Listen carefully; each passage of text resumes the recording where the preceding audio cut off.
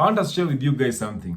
75% of African Americans don't have enough emergency savings to take them forth for the next 3 months or for any 3 months of expense. 75% of African Americans do not have a plan or do not have a savings, an emergency savings, enough to take them for the next 3 months of expenses. Ladies and gentlemen, I do not want you to be part of this statistic.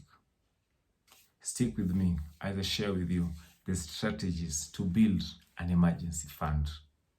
Very important. My name is Ipiarisha Jobiese. Kindly subscribe if you've not, that button. If you are coming back again, we want to say thank you so much. Every day we do videos, we share with us, we share knowledge. We want to make sure financial literacy becomes the norm. We want to make sure nobody gets a problem, nobody gets a hindrance, because we are there. Freely we received, freely we'll give. But if you want a personal time with me, then it won't be free. Thank you so much, and God bless you. So strategies to build emergency fund. Strategy number 1, set clear saving goals. The Bible says that if there is no vision, people perish. Sometimes it's very important. It is important to have a goal, to know what do you want to achieve at the end of the year. The people might decide at the end of the year, I want to maintain a 10 million emergency fund, 1 million emergency fund. So you're having that in mind, then start saving towards it. Once that money has reached or you've hit the figure, now you can continue doing other things. You can decide, if I want to get 1 million at the end of the year, how much should I be saving every month? I'll decide to save maybe 10K, maybe 100K. So that once after 10 months, now I stop saving the 100,000. I decide to use that money for something else. I can decide to use that something for what? For savings. Or I can decide, if I hit 1 million, I can decide anything on top of 1 million can be taken into savings.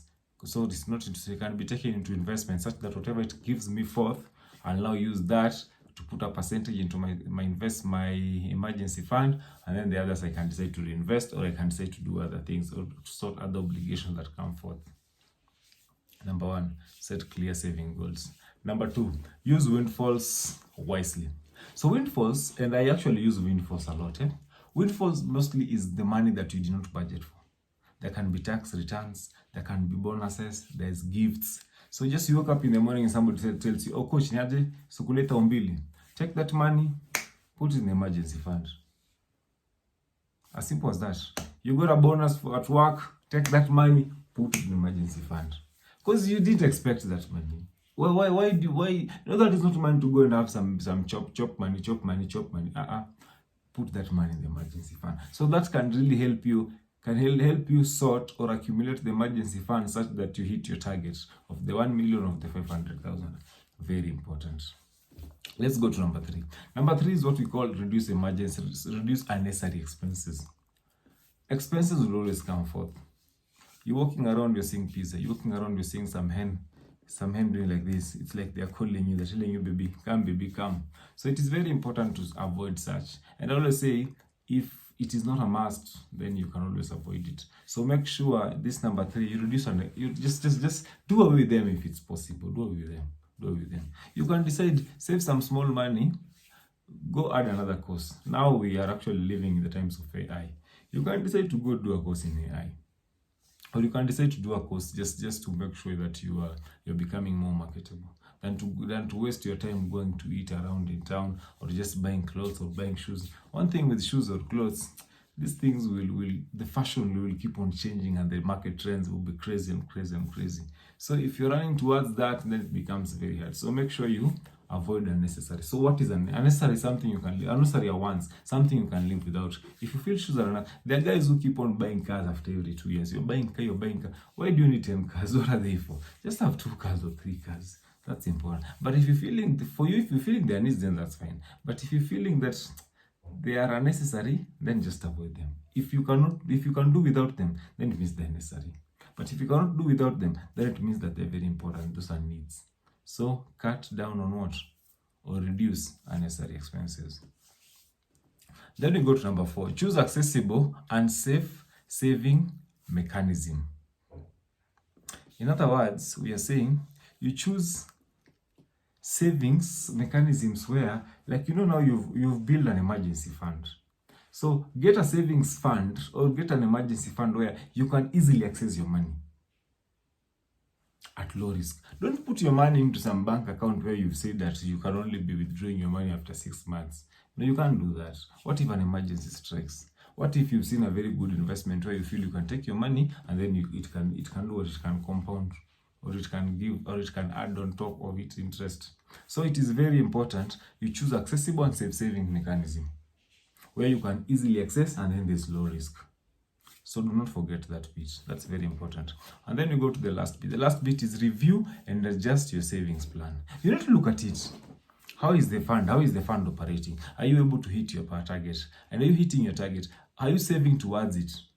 And are you denying yourself needs or luxuries? Are you denying yourself what is very important? Because at the end of the day, you might be denying yourself food and very important things in life, and then you're saving. What if you die without reaching the goal? Or what if you reach the goal and then you die?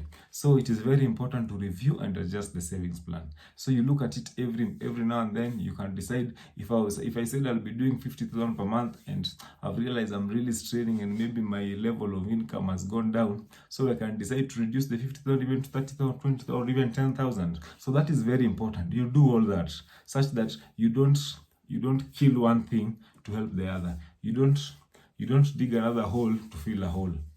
So that is very important. So ladies and gentlemen, I want to share with us that the strategies to build an emergency fund include: 1, you set clear saving goals; 2, use windfalls. Get money that you don't budget for, put it in that account. Number 3, reduce or avoid unnecessary expenses. Things you can avoid, just do without them. You choose accessible and safe savings mechanism, accounts or mechanisms where you can withdraw your money anytime. Not anytime, but you can withdraw your money easily and at very low costs and very low risk. And then the last one, you review and adjust your saving plans each and every time. I hope I have shared with us what is very important, what is key, and what is very relevant. God bless you so much. God empower you, God enlarge you, and God help you have a plan. Have a plan. Thank you. I love you guys.